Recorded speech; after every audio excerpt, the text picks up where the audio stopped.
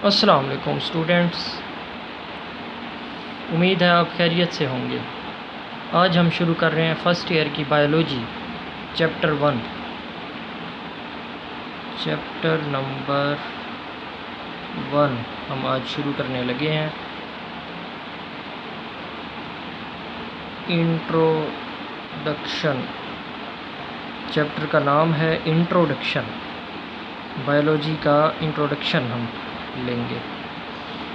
इसमें हम बायोलॉजी क्या होती है ये हम इसमें इस चैप्टर में पढ़ेंगे। Biology, what is biology? What is biology? Biology जो है, जो बायोलॉजी वर्ड है, इसका क्या मतलब है, इसको हम पढ़ने लगे हैं। बायोलॉजी जो है वो 2 ग्रीक वर्ड्स से मिलके बना है, फ्रॉम 2 ग्रीक वर्ड्स। एक है बायोस और एक है लोगोस। बायोस का मतलब है लाइफ और लोगोस का मतलब है थॉट या रीजनिंग, मतलब है स्टडी, थॉट, सोचना, रीजनिंग, वजह तलाश करना, मतलब लाइफ के बारे में थॉट करना, उसकी वजह निकालना, उसके ऊपर स्टडी करना, उसका मुताला करना, ये सब कुछ हम बायोलॉजी में पढ़ते हैं। इसका लफ्ज़ी मतलब बायोलॉजी का यही है। बायोस मतलब है लाइफ, लोगोस मतलब है लाइफ के बारे में थॉट और reasoning.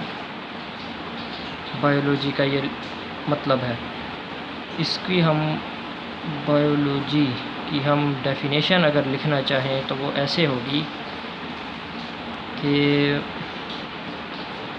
Biology is a branch of science which deals with the study of living things। मतलब लिविंग थिंग्स की स्टडी करना, इसका लफ्ज़ी मतलब भी हमने देख लिया है। इसका यही डेफिनेशन, इसके लफ्ज़ी मतलब से यही बात है, एक ही बात है। मतलब ये बायोलॉजी साइंस की वो ब्रांच है जिसमें हम लाइफ के बारे में स्टडी करते हैं, थॉट, उसके बारे में सोचते हैं, उसकी वजह तलाश करते हैं, लाइफ क्या है, उसके अंदर क्या पाया जाता है, ये सब कुछ हम बायोलॉजी में पढ़ते हैं। ये है बायोलॉजी की डेफिनेशन, उसका इंट्रोडक्शन बायोलॉजी सब्जेक्ट का। अच्छा, उसके बाद है ये फर्स्ट ईयर की बुक में एक पैराग्राफ दिया हुआ है। ये मैं आपको बुक भी रीड करूँगा ये लेक्चर के बाद, या आपको समझाने के बाद बुक की हम रीडिंग भी करेंगे। उससे आपको ये है कि सही समझ आ जाएगी। वरना अक्सर ऐसा होता है कि टीचर्स लेक्चर दे देते हैं, वो बच्चे सुन लेते हैं, लेकिन फिर उन्हें अलग से बुक की रीडिंग भी करनी पड़ती है। वो बुक में देखते हैं ना कि भाई जो टीचर ने पढ़ाया है वो बुक में है भी सही या नहीं, या बुक में किस तरह लिखा हुआ है। तो मैं आपको बुक भी रीडिंग भी हम करेंगे। आपको बुक उठा के कोई बैठने की ज़रूरत नहीं है, आप सिर्फ यहीं पे तवज्जो रखें, आपको सब समझ आ जाएगी इंशाअल्लाह। अच्छा, उसके बाद जो मेन है ना, ये एक दिया हुआ है पैराग्राफ, ये मैं आपको दिखाता हूँ। ये वाला पैराग्राफ, ये सेकंड, ये पहला है फर्स्ट पैराग्राफ, ये जो है सेकंड, ये it is very difficult to define life, यहाँ से शुरू हो रहा है, टू हाउ लाइफ वर्क्स, यहाँ पे ख़त्म हो रहा है। इसको हम पढ़ेंगे बाद में, ये इतना इम्पोर्टेंट भी नहीं है, ये मैं आपको यहाँ डिस्कस करने नहीं वाला, इसको हम पढ़ लेंगे फिर भी इसमें क्या है। अब हम ये वाला पैराग्राफ, ये वाला मैं आपको समझाने लगा हूँ। ये पहला वाला वही है, इंट्रोडक्शन बायोलॉजी का। ये हमने बायोलॉजी की डेफिनेशन भी लिख ली, ये हमने फिर उसके लफ्ज़ी मतलब भी उसका समझ लिया, ये पहले पैराग्राफ में वही कुछ उन्होंने बताया हुआ है। ये वाला जो पैराग्राफ है ना, ये लाइफ फॉर बायोलॉजिस्ट्स, यहाँ से शुरू हो रहा है और यहाँ ख़त्म हो रहा है, to changes in their environment. ये इस पैराग्राफ, इसका मैं आपको समझाने लगा हूँ। इसकी हेडिंग है ये पैराग्राफ, इसकी हेडिंग आप लिख लें। इसकी हेडिंग है कैरेक्टरिस्टिक्स ऑफ लिविंग्स, मतलब जो लिविंग चीज़ें होती हैं उनकी खसूसियात। मतलब लिविंग और नॉन लिविंग में फ़र्क क्या है वो हमें इससे पता लगेगा। इनकी जब खसूसियात हम पढ़ेंगे इससे हमें वो चीज़ पता लगेगी। यहाँ तो बुक में तो पैराग्राफ की सूरत में लिखा हुआ है, लेकिन मैं आपको पॉइंट्स में लिखवाऊँगा, यह आपको याद करने में आसानी होगी। ये बनते हैं 10 पॉइंट्स इसके। ये मैं पहला पॉइंट लिखने लगा हूँ। पहला पॉइंट है, ये हम खसूसियात उनकी लिख रहे हैं। पहला है, living organisms are highly organised. Living organisms are highly organised होते हैं। मतलब लिविंग ऑर्गेनिजम्स जो हैं वो उनकी ऑर्गेनाइजेशन बड़ी हाई होती है। नॉन लिविंग और लिविंग को आप देखें तो नॉन लिविंग जो चीज़ें होती हैं वो उनकी तो ऑर्गेनाइजेशन ही कॉमन सी होती है, स्मॉल सी। ये हाईली ऑर्गेनाइज्ड, मतलब इनका लिविंग्स जो होती हैं, लिविंग चीज़ें, लिविंग थिंग्स जैसे हम खुद हैं, तो हमारे हाईली ऑर्गेनाइज्ड चीज़ें होती हैं। ये इनकी खसूसियात है एक, जो इन्हें नॉन लिविंग से डिफरेंट करती है। उसके बाद दूसरी है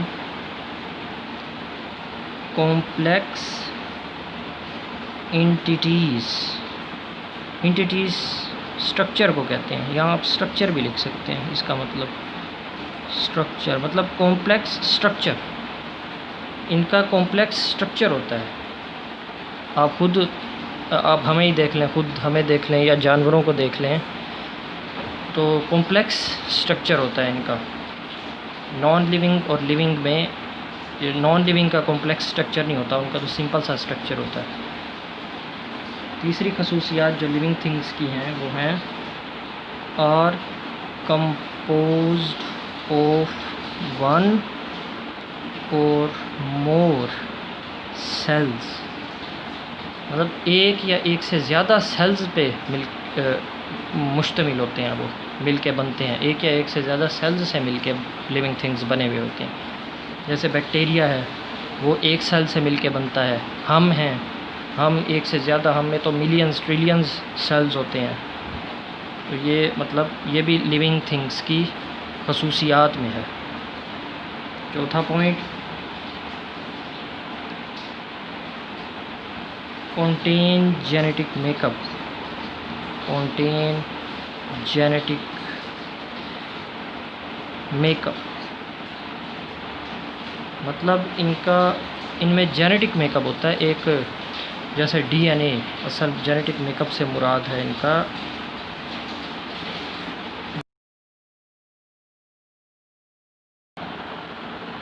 ये जेनेटिक मेकअप, ये जेनेटिक प्रोग्राम, एक ही बात है। ऑफ देयर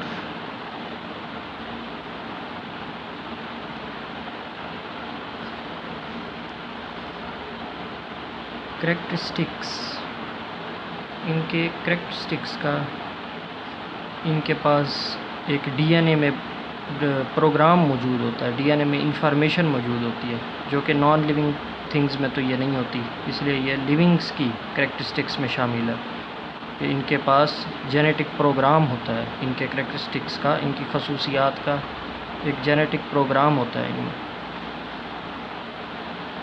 पाँचवा पॉइंट है, कैन एक्वायर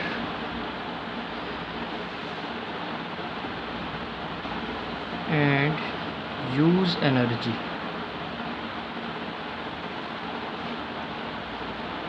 मतलब एक्वायर कहते हैं गेन करना एनर्जी को, या हम गेन भी लिख सकते हैं, गेन।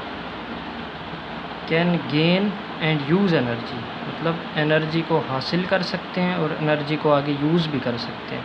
मतलब जैसे हम खाना खाते हैं तो वो हम एनर्जी उससे लेते हैं और हम फिर मूवमेंट करते हैं, हरकत वगैरह करते हैं, दिमाग चलाते हैं, ये फिर एनर्जी यूज़ में आ जाता है, तो एनर्जी भी यूज़ करते हैं। ये भी सिर्फ लिविंग्स ही ऐसा कर सकते हैं, नॉन लिविंग की खसूसियात नहीं है ये भी इन्हें नॉन लिविंग से अलग कर दिया। उसके बाद है छठा point,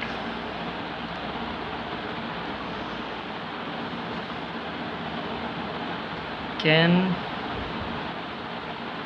carry out and control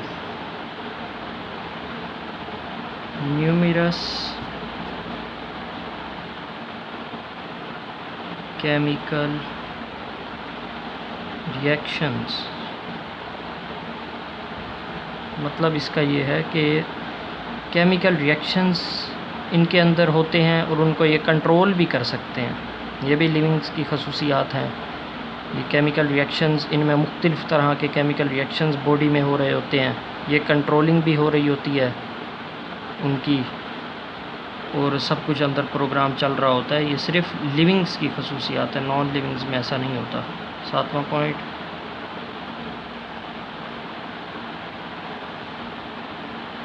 can grow in size, मतलब साइज़ में बड़े हो सकते हैं।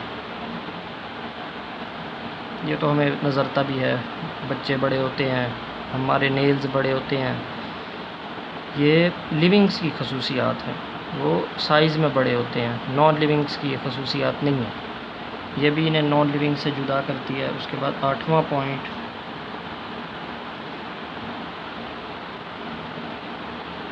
मेंटेन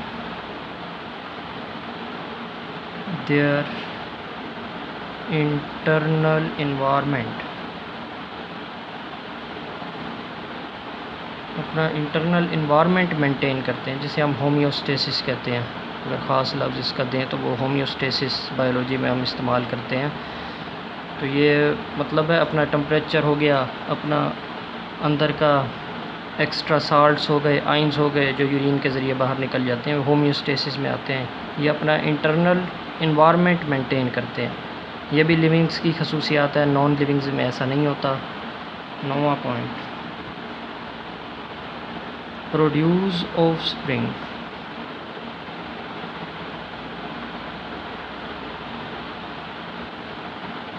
सिमिलर टू देमसेल्व्स, मतलब अपने आप जैसे मिलते जुलते ऑफस्प्रिंग्स प्रोड्यूस करते हैं। ये भी लिविंग्स की खसूसियात है। ये रिप्रोडक्शन, इसका लफ्ज़ इस्तेमाल करें जो बायोलॉजी में इस्तेमाल होता है, और रिप्रोडक्शन है भाई, ये अब आगे नस्ल बढ़ाते हैं। ये भी लिविंग्स की खसूसियात है, नॉन लिविंग तो ऐसे नहीं करते। 10वां पॉइंट आखिरी, रिस्पोंड टू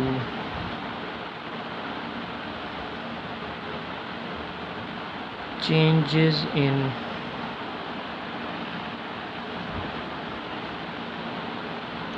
देयर एनवायरनमेंट, मतलब अपने इन्वायरमेंट में जो इनकी चेंजेस आती हैं उनको रिस्पोंड करते हैं। इसका मतलब ये है जैसे गर्मियों में हमारा इन्वायरमेंट चेंज होता है, हमारा रिस्पोंड भी चेंज हो जाता है। हम खुले कपड़े पहनेंगे, हवादार कपड़े पहनेंगे, मतलब कूलर इस्तेमाल करेंगे, और सर्दियाँ आती हैं तो हम फिर मोटे कपड़े पहनेंगे। ये रिस्पोंड हो गया ना, इन्वायरमेंट में चेंज, हम भी रिस्पोंड उसको करते हैं। ये भी लिविंग्स की खसूसियात हैं, नॉन लिविंग्स ऐसा नहीं करते। ये 10 पॉइंट्स इसके हो गए। आपने ये पॉइंट्स में लिखना है, बुक में तो पैराग्राफ की सूरत में लिखा हुआ है, पैराग्राफ में आपने नहीं लिखना, पॉइंट्स में लिखना है। ये 10 पॉइंट्स बन गए। आगे हमारा टॉपिक है मेजर फील्ड्स ऑफ स्पेशलाइजेशन।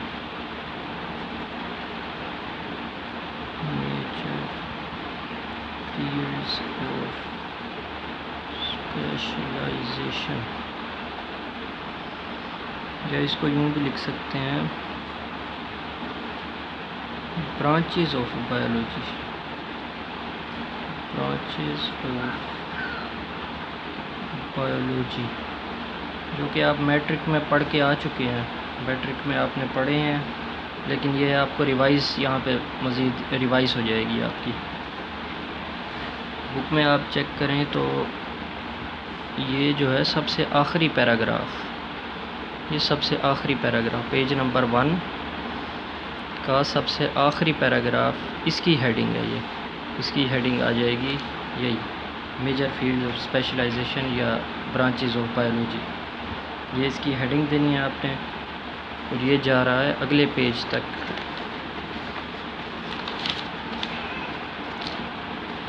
ये सारे इन्होंने वही ब्रांचेस दी हुई हैं, ये यहाँ तक ये हेडिंग इसकी है। आगे फिर अगला टॉपिक शुरू हो जाता है।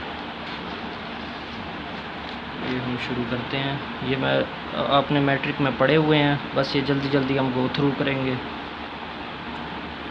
पहले एम्ब्रियोलॉजी इसमें है, एम्ब्रियोलॉजी। एम्ब्रियोलॉजी बायोलॉजी की वो ब्रांच है जिसमें हम मतलब है फर्टिलाइज्ड एग हम स्टडी करते हैं। इसमें study of development of an organism from fertilized egg to the birth या हैज कह दो, मतलब है फर्टिलाइज्ड एग से लेकर उसके पैदा होने तक, उसके बर्थ तक जो अंदर स्टडी करते हैं हम बच्चे की, वो एम्ब्रियोलॉजी में आ जाता है। फर्टिलाइज्ड एग से लेकर उसके पैदा होने तक जो उसमें फर्टिलाइज्ड एग होता है सिंगल सेल, मतलब एक ही सेल पे मुश्तमिल होता है। ये सिंगल सेल से शुरू होता है, फिर इसमें माइटोटिक डिवीजन्स होती हैं, फिर ये बढ़ता बढ़ता ये फिर इसके मतलब आँखें बनती हैं, दिल बनता है, गुर्दे बनते हैं। ये सब कुछ जो है ना हम एम्ब्रियोलॉजी में पढ़ते हैं। ये प्रोसेस सारा उसके पैदा होने तक जो हम स्टडी करते हैं उसका डेवलपमेंट का, वो सारा कुछ एम्ब्रियोलॉजी में आ जाता है। आगे है physiology.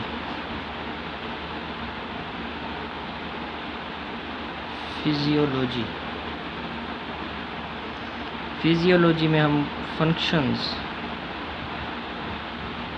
And parts of organisms, इनकी हम स्टडी करते हैं। Study of function and parts of organisms, या मैट्रिक में सारे पढ़ के आए हुए हैं, ये ज़्यादा डिटेल में हम नहीं जाएंगे और जल्दी जल्दी गो थ्रू करेंगे इन्हें। उसके बाद आ जाता है मॉर्फोलॉजी।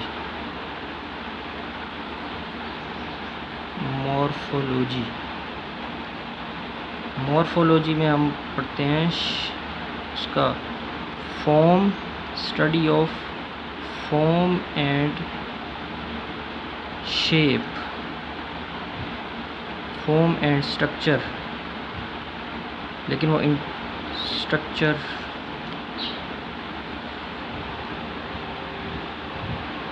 मॉर्फोलॉजी भी दो तरह की होती है, एक एक्सटर्नल मॉर्फोलॉजी, एक इंटरनल मॉर्फोलॉजी। एक्सटर्नल मॉर्फोलॉजी के लिए फिर आ जाएगा the study of external form and structure, और इंटरनल मॉर्फोलॉजी उसको एनाटॉमी भी कहते हैं हम, उसका एक और नाम है। ये होता है एक्सटर्नल मॉर्फोलॉजी, दूसरा है इंटरनल मॉर्फोलॉजी। इंटरनल मॉर्फोलॉजी को हम एनाटॉमी कहते हैं।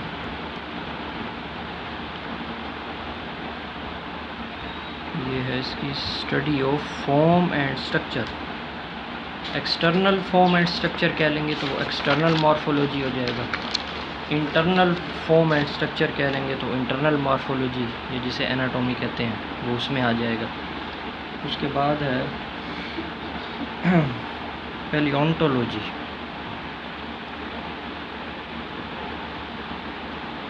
पैलियोंटोलॉजी इसमें हम फॉसिल्स के बारे में स्टडी करते हैं, स्टडी ऑफ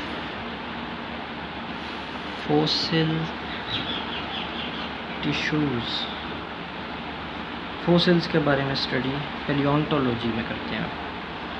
उसके बाद है हिस्टोलॉजी, हिस्टोलॉजी, हिस्टोलॉजी में हम स्टडी ऑफ टिश्यूज़, टिश्यूज़ की स्टडी करते हैं, वो हिस्टोलॉजी में आ जाता है। मसलन मसल टिश्यू की स्टडी हम कर रहे हैं, अगर muscle tissue, smooth tissue, cardiac tissue, जो टिश्यूज़ जितने भी हैं, ब्लड टिश्यू, इनकी जब स्टडी कर रहे होंगे हम, टिश्यूज़ की स्टडी, वो हिस्टोलॉजी में आ जाता है। उसके बाद है genetics,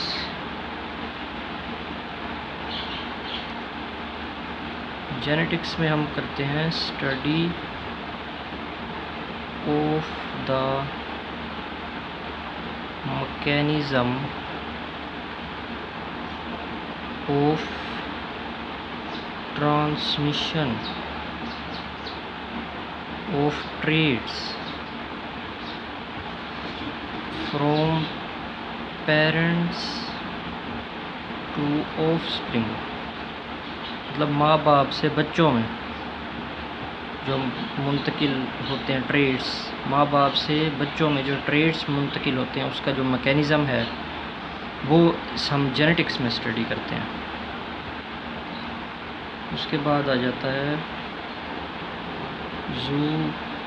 ज़ूजियोग्राफी,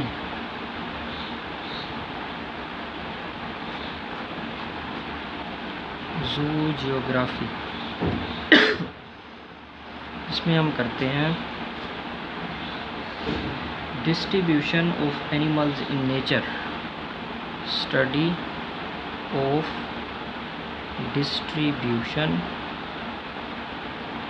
of animals in nature, मतलब नेचर में जो एनिमल्स, मुख्तलिफ़ तरह के एनिमल्स हैं ना, और वो मुख्तलिफ़ जगहों पे रहते हैं, तो उनकी जो डिस्ट्रीब्यूशन के हवाले से नेचर में जो उनकी डिस्ट्रीब्यूशन है, उसको जो हम स्टडी करते हैं, भाई कौन सा जानवर किस इन्वायरमेंट में रहता है, कौन सा मतलब आइस कैप्स में कौन से एनिमल्स रहते हैं, या ट्रॉपिकल एरियाज़ में कौन से एनिमल्स रहते हैं, इस तरह की जो स्टडी है ये ज़ूजियोग्राफी में हम करते हैं, इनकी एनिमल्स की डिस्ट्रीब्यूशन इसमें आ जाती है। उसके बाद है एवोल्यूशन, एवोल्यूशन, एवोल्यूशन है ये, एवोल्यूशन को हम मुसलमान तो इसको नहीं मानते, तो एवोल्यूशन है ही झूठी। हमें तो मुसलमानों को, हमें तो पता है, हमारा तो अकीदा है, ईमान है कि हम मतलब पहले आदम अलैहिस्सलाम आए थे, फिर आगे नस्ल चली थी। लेकिन एवोल्यूशन जो साइंसदान कहते हैं, एवोल्यूशन तो ये बताती है पहले भाई बैक्टीरिया से ज़िंदगी शुरू हुई थी, और ये एवोल्यूशन तो झूठी है वैसे। लेकिन ये उनका क्या मानना है, वो यूँ कहते हैं भाई द स्टडी, एवोल्यूशन में हम क्या पढ़ते हैं, study of beginning of life, मतलब लाइफ कहाँ से शुरू हुई थी उसके बारे में हम, मतलब है इसको एक और लफ्ज़ भी दे सकते हैं, एंसेंट्रल हिस्ट्री की स्टडी, वही हमारे आबाओ अजदाद जो ज़िंदगी लाइफ शुरू हुई थी जहाँ से, उसके बारे में स्टडी करना, फिर उसमें क्या क्या चेंजेस आई थी, ये सारा एवोल्यूशन में आ जाता है, ये एवोल्यूशन में आ जाता है। उसके बाद है, ये हो गया। अब आ जाते हैं, ये देखें मैं बुक से आपको दिखा दूँ, ये यहाँ पे जो दिए हुए हैं ना, ये देखो एम्ब्रियोलॉजी, फिजियोलॉजी, पैलियोंटोलॉजी, हिस्टोलॉजी, इन्होंने यहाँ इनकी ज़्यादा कोई ख़ास डिटेल नहीं बताई हुई। ये भी इन्होंने थोड़ी थोड़ी इनके बारे में बताई हुई है, क्योंकि आप मैट्रिक में ये पढ़ चुके हैं, इसलिए मैंने भी जल्दी बस गो थ्रू किया है। असल जो पढ़ने वाला है वो ये वाली ब्रांचेज़ हैं, ये वाली। और अगले पेज पे, पेज नंबर 2 पे, ये मॉलिक्यूलर बायोलॉजी हो गई, इन्वायरमेंटल बायोलॉजी हो गई, ये जो सारी यहाँ पढ़ी ना, ये बायोटेक्नोलॉजी तक, ये ज़्यादा इम्पोर्टेंट है, ये हम अच्छी तरह पढ़ेंगे। ज़रा अब इनको शुरू करते हैं। मॉलिक्यूलर बायोलॉजी, ये आ जाएगा मॉलिक्यूलर बायोलॉजी।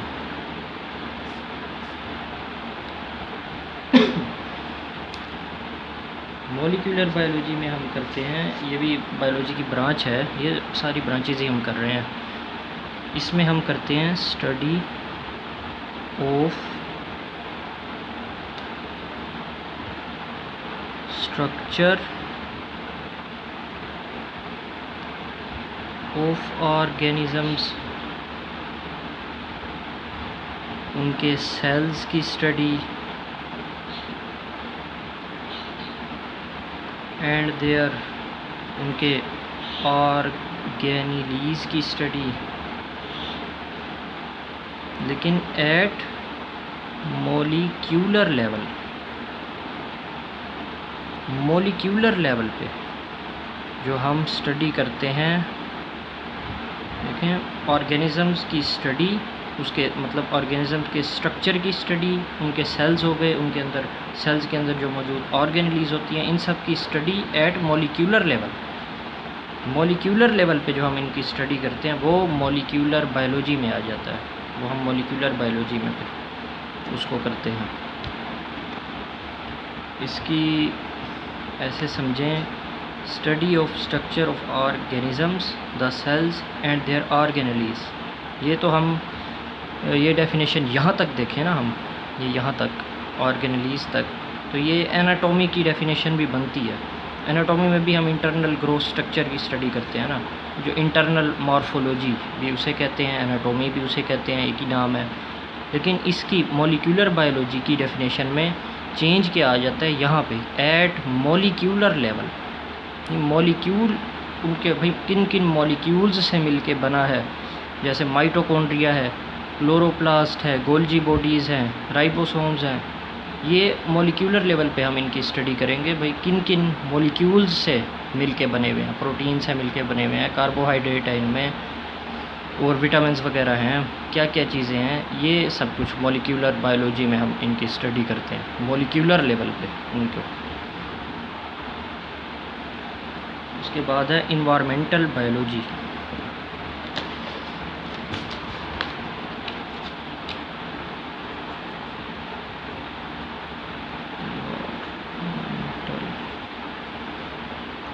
बायोलॉजी या इसको इकोलॉजी भी कहते हैं, इकोलॉजी। बुक में इकोलॉजी नहीं लिखा हुआ, आप ये स्लैश डाल के इकोलॉजी भी लिख लें। भाई इकोलॉजी, इन्वायरमेंटल बायोलॉजी एक ही बात होती है। इसमें क्या होता है कि हम स्टडी करते हैं of organisms in relation to their environment.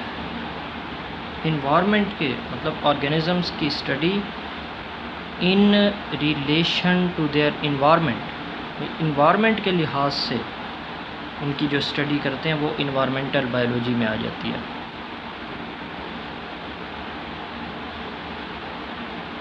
This includes interaction between the organism and their inorganic and organic environment. मतलब वही ऑर्गेनिज्म का जो इन्वायरमेंट होता है उसमें इनऑर्गेनिक और ऑर्गेनिक इन्वायरमेंट जो होता है उसके दरमियान जो इंटरेक्शन है उसको हम स्टडी करते हैं इसमें इन्वायरमेंटल बायोलॉजी में। जैसे मिसाल के तौर पे मसलन हमारा इंसानों का और जानवरों का क्या रिलेशन है, मतलब हम उनसे खुराक हासिल करते हैं और इस तरह की स्टडी हो गई। हमारा जो ऑक्सीजन, हमारे इन्वायरमेंट में ऑक्सीजन होता है उसके साथ हमारा क्या रिलेशन है, नाइट्रोजन होता है, ये इनऑर्गेनिक आ गए। इनऑर्गेनिक इन्वायरमेंट हमारा ऑक्सीजन हो गया, नाइट्रोजन हो गया। और ऑर्गेनिक इन्वायरमेंट हमारा जैसे कीड़े मकोड़े होते हैं, इंसेक्ट्स वगैरह, इनके साथ हमारा क्या रिलेशन है इन्वायरमेंट में, तो ये सब कुछ इन्वायरमेंटल बायोलॉजी में आ जाता है। उसके बाद है माइक्रोबायोलॉजी।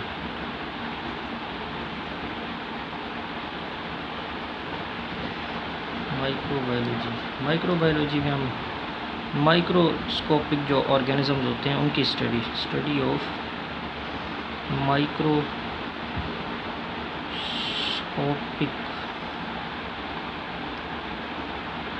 ऑर्गेनिजम्स लाइक बैक्टीरिया होते हैं, बैक्टीरिया हो गए, वायरसेस हो गए, उसके बाद प्रोटोजोआ हो गया। प्रोटोजोआ कहते हैं, ये यूनिसेलुलर प्रोटिस्ट होते हैं, ये यूनिसेलुलर प्रोटिस्ट होते हैं। यूनिसेलुलर ऊपर आप भी लिख लिया करें ऐसे वर्ड के मीनिंग जैसे मैं बताता हूँ ना। Unicellular protist. उसके बाद माइक्रोस्कोपिक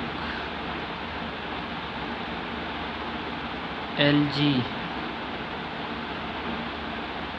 एंड फंजाई, ये हम माइक्रोबायोलॉजी में इन सब को स्टडी करते हैं। जो माइक्रोस्कोपिक, जो आम नेक्ड आई से नहीं दिखते, ये सब जो माइक्रोस्कोप से दिखते हैं, जैसे बैक्टीरिया हैं, वायरसेस हैं, प्रोटोजोआ, माइक्रोस्कोपिक एल्गी और फंजाई हैं, ये सब ये माइक्रोबायोलॉजी में आ जाता है। उसके बाद fresh water biology.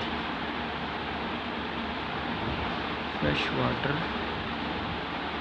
Biology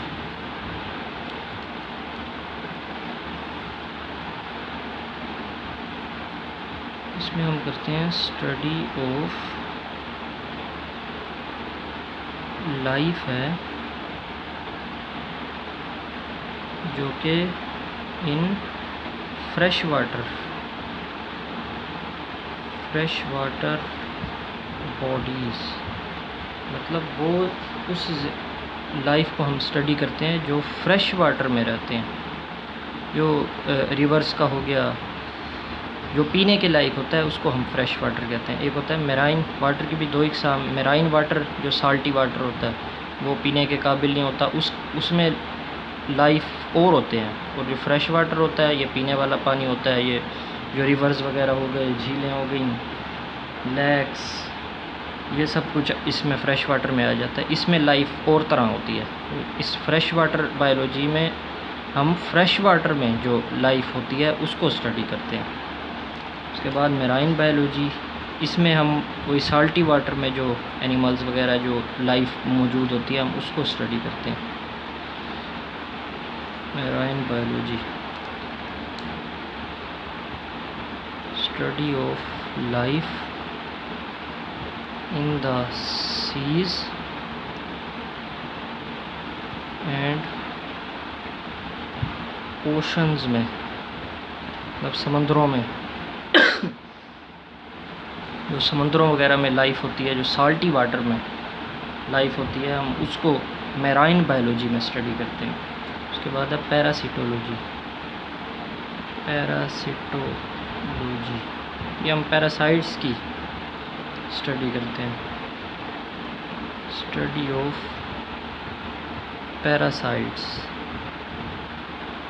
parasites के बारे में पैरासिटोलॉजी में हम स्टडी करते हैं।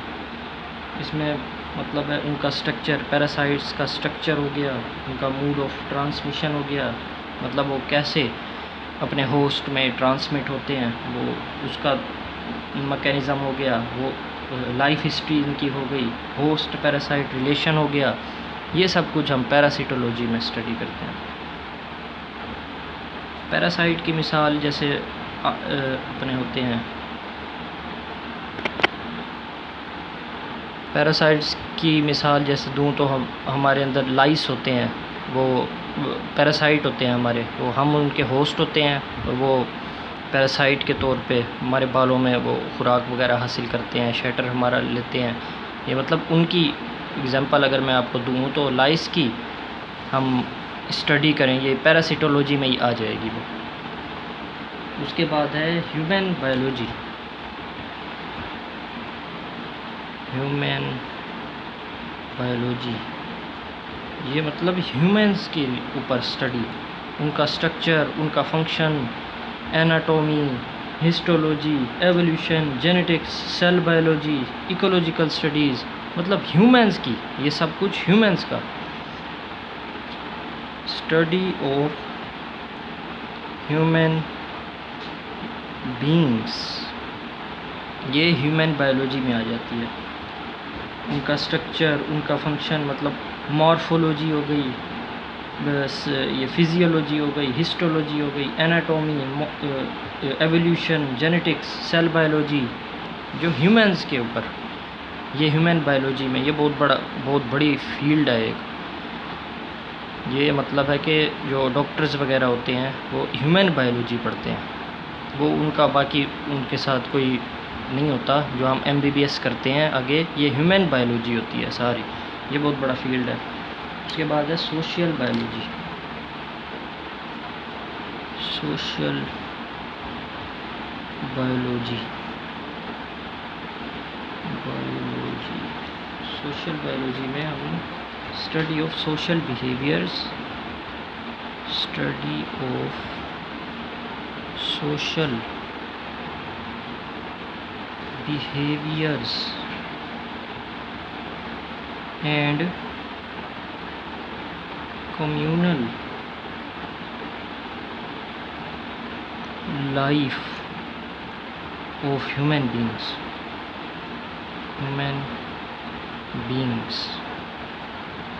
मतलब है सोशल बिहेवियर्स, इंसानों का सोशल बिहेवियर, और कम्युनल लाइफ मतलब कम्युनिटी में उनका क्या रोल है, माशरे में वो एक दूसरे के साथ किस तरह रहते हैं, एक दूसरे के साथ क्या इनका इंटरेक्शन होता है, ये सब कुछ सोशल बायोलॉजी में आ जाता है।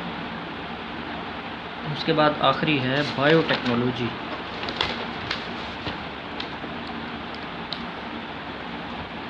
बायोटेक्नोलॉजी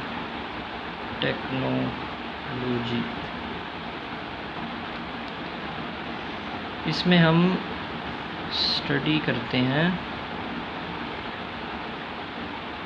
ऑर्गेनिज़म्स की,